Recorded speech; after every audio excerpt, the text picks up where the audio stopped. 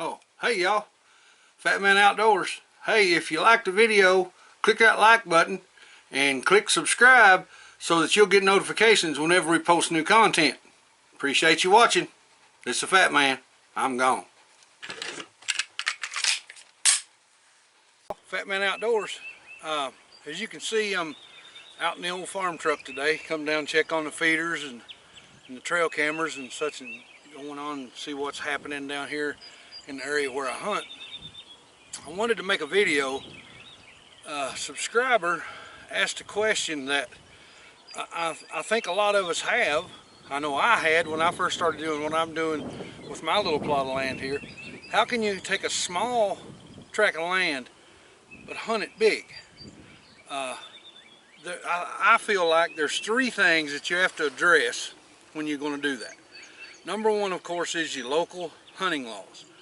What kind of weapon can you use? Of course, if you live in city limits, you're probably not going to be able to shoot a gun, but you can probably shoot a bow or a crossbow. Find out for sure what your hunting laws are for where your piece of property is. You may not even be able to hunt it legally, I don't know. Second most important part is what kind of piece of property do you have that relates to the animals that may move through your property. I'll explain that a little bit more in a few minutes. And the third thing, finally, is what kind of actual animals do you have on your property? Now, the first thing, the finding out what you can and can't use, or even if you can hunt, that's on you. Find out for sure. Don't take my word on nothing. Check your local laws. The second thing, in my opinion, I think animals treat a piece of property in one of three ways. It's either a travel corridor for getting to and from bedding and feeding positions. It's either a feeding position, or it's a nesting or bedding position, and like for in the spring and early summer for deers, a nursery, and for turkeys, a place for them to raise their poults and have easy access to food, but also have an easy access to escape.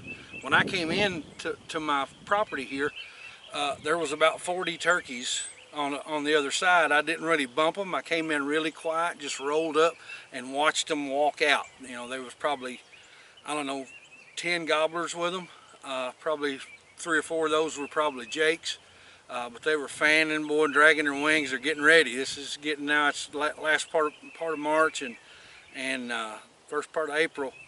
The turkey season will start kicking in all over, and the toms here are getting ready. But so you've got one of three things that your property can be. Now you say, okay, how do I determine that?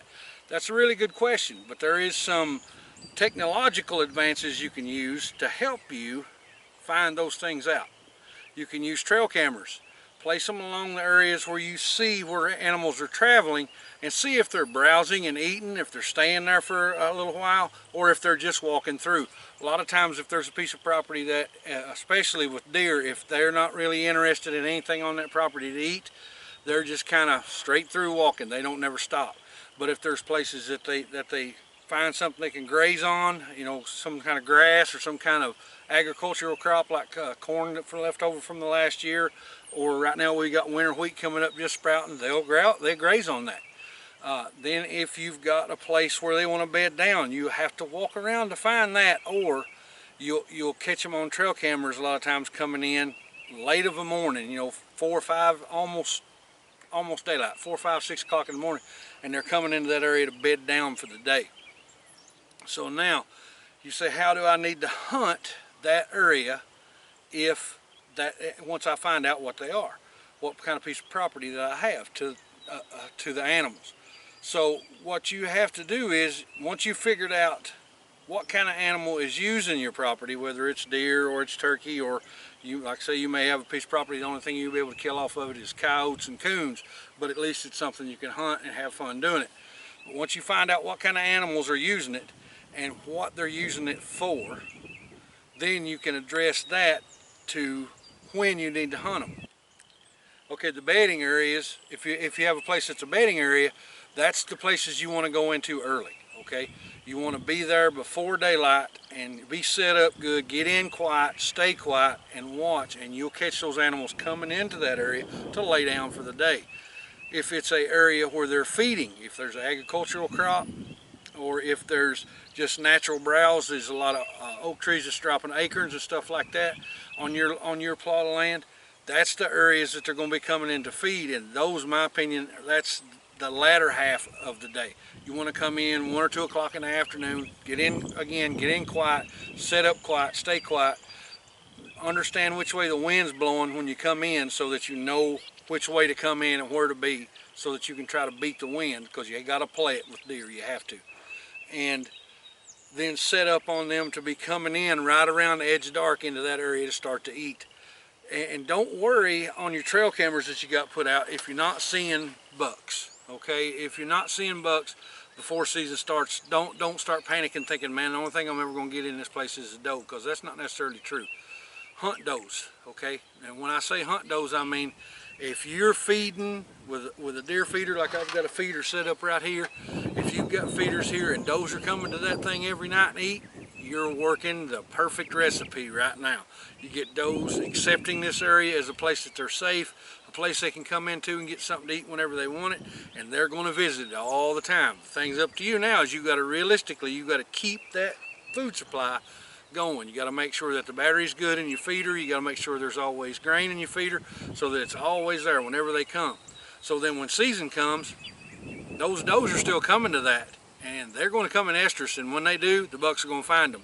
Don't worry that if you ain't seeing bucks before season starts, or even all summer if you're only just seeing one here and there. Believe me, if you're getting the does when season starts, you're going to get the bucks. Now, so we've determined how to hunt your piece of property, whether it's a food area or if it's a bedding area. Now the other one is if it's a travel corridor. Now if it's a travel corridor, that gets a little iffy. You can hunt that place both ways. You can hunt it early in the morning, get in there and set up and try to catch the animals coming from the area where they're feeding into where they're going to bed. Or if you're going to hunt in the evening, watch where they're going to come out of their bedding area going to where they're going to feed. Now you're going to have to really pay attention if this is the way this is the type of property that you have, because you have to really understand the lay of the land and pay real good attention to the wind. And then you're going to have to kind of look around, maybe drive around the area and see, okay, this is where deers are probably going to graze at night and going to get something to eat, and this area over here is where they're going to bed. So now you know which direction they're going to be traveling on your piece of property by time of day, and you'll also be able to see that on your trail cameras. Now that you've got that figured out, okay, now this is the other thing that to me is kind of tough.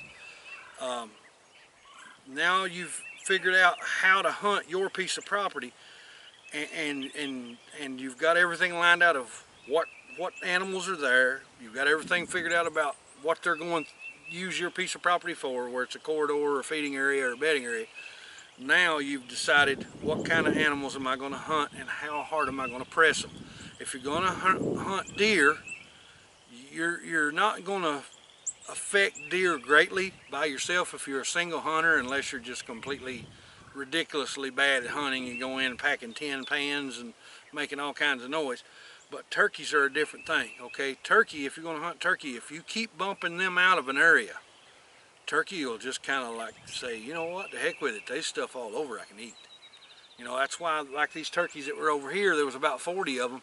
I made sure I came in super quiet, and before I ever came all the way down in here, I stopped and let them get where they normally go out of the field so that they can take their normal route to leave and not really go toward them and spook them and make them go out. So that I had turkeys that were not flying away, they were walking away. If they were walking away, it was like, I just don't want to be around that today, but I'm not really freaking out and scared of it.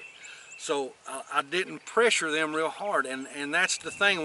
Once you decide you're going to hunt your piece of property, that you can hunt it and how you're going to have to hunt it, then you're going to have to decide what kind of pressure you're going to put on. In my opinion, the two things that cause more pressure on a hunting area than anything are the two things that help you more than anything. Number one is your feeders. Okay, if you have a feeder that you have to come to every 2 or 3 days to put corn in or change the batteries in, then you're defeating your purpose, because your scent is all over that place.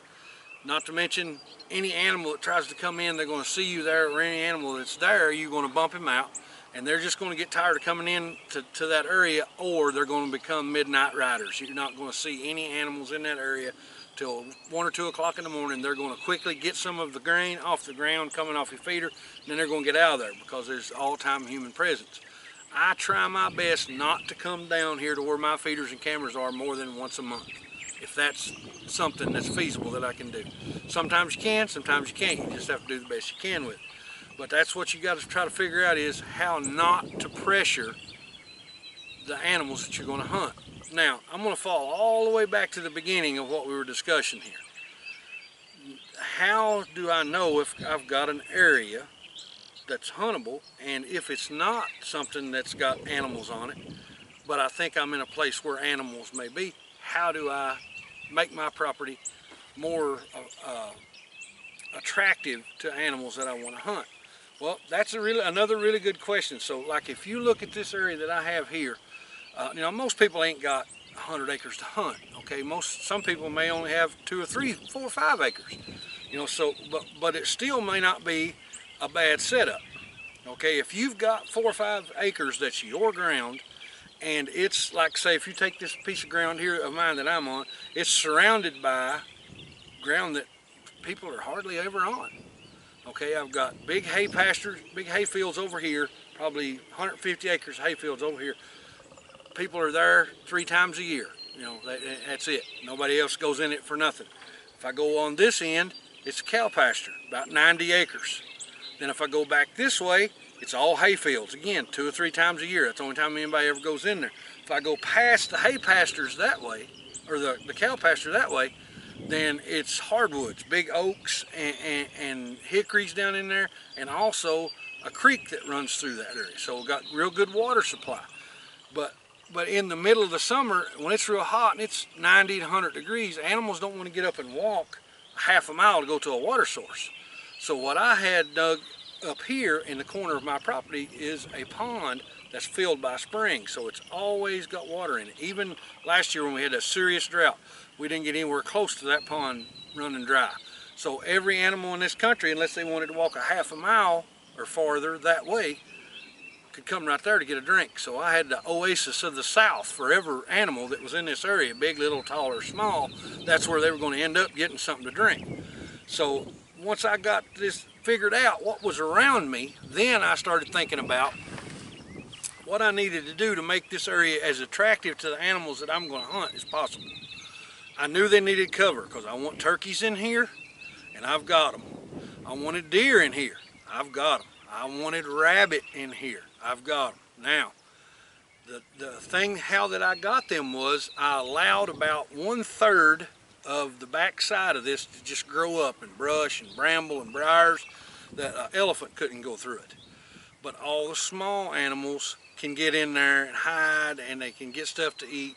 I've caught on trail cameras, the same trail camera right here is caught opossums, raccoons, bobcats, a couple of coyotes, deer, turkeys, just all, but pretty much any kind of animal that you could think that you would want to hunt is went by that trail camera right there at some time or another. Now, some people say it's not a good thing. It's going to run off the animals you want to hunt if you've got those in here. Now, I'm not saying that having raccoons and having opossums and having bobcats around where turkeys are is a good thing. That's not what I'm saying. But the thing about it is, if I've got them coming in here, staying around this bramble, then the turkeys still come up here during the day to feed. Because like I said, there was just 40 right there, literally. It's like 9 o'clock in the morning, and there was 40 right there. But what they'll do is, they'll go right down this holler into the next thicket, and they'll nest right up on the edge of this field because it's high grass. And they can get in there and make nests and have a place where they can escape. They're close to water for their poults. They're close to a place to take them, let them bug and let them graze so they can get something to eat. So it's an ideal circumstance for them as long as I don't press them too hard, as long as I don't stay in here too much. So now I looked around my property and I saw what kind of property was around me, and I knew I had the possibility of turning something good into something great. So I put a feeder out. Right now I've just got one, that's all I need. And I'm throwing about 90 pounds of corn a month is what I'm running, roughly. Okay, so now I got my feeder out. I've got 2 different trail cameras out though. I've got one trail camera that stays on the feeder, and then I've got another trail camera on down to the left in here that is got a shot of where most of the time the turkeys will come up into the field so I can see the toms and progress on them. And it's just, I figured out that if I will try to build my piece of property to be the one thing all these other properties in here are missing, then my piece of property is going to become very attractive to the animals that I want to hunt, and I'm going to pull them to me. So now what I've got in here is food sources for these. I lease this out to a gentleman who farms agriculturally. So every year I got a 17-acre field right here that's either soybeans or corn every year. So every year the animals that I hunt have got a huge refrigerator to go to and get something to snack. Then what I did was put in the water. I got the pond down here for these animals in the hottest time of the year, whenever they're trying to raise up their babies and they need water. They don't have to walk forever to go get it. It's right here. They stay right in this area, in an area that's not pressured. They've got open areas, so if there's a predator coming, they can see it, they can smell it, and they can find an escape route. That seems to be something that, to me, I think that is really important. If you watch a lot of the videos on my trail cameras that I get, that these deers are paying attention. They'll bend their head down, eat for just a few seconds, and then they're up and looking around and listening and sniffing the air and seeing what's going on. So if they need to get out of there, they know they got a bunch of different areas they can go to get away, and it'd be really hard for a predator to hem them up and catch them. So now I've got my food problem solved. I've got my water problem solved. Then we stopped bush hogging. Like I say, this area right here behind the camera, I may turn the camera around and get a picture of it, but it is just a jungle, and it's probably 200 feet by 200 feet, and it's just mash. I mean, it's impossible to get through. There's no way. You probably couldn't drive a four-wheeler through it. But it keeps in the smaller animals. Like I say, if I want to come down here and I want to rabbit hunt, I can bring my beagle dog down here in the daytime and run him through and let him chase some rabbits or whatever I want to do, and not worry about spooking deer, because they don't stay down in there because there's not enough cover for them to make a bedding area out of this. This is a feed and transition place is what this is. And then after I got my food situation figured out, and I got some cover down here so that a predator can't just creep up on them and get them. They have an area where they can look around, they can smell, and they can make sure they're okay.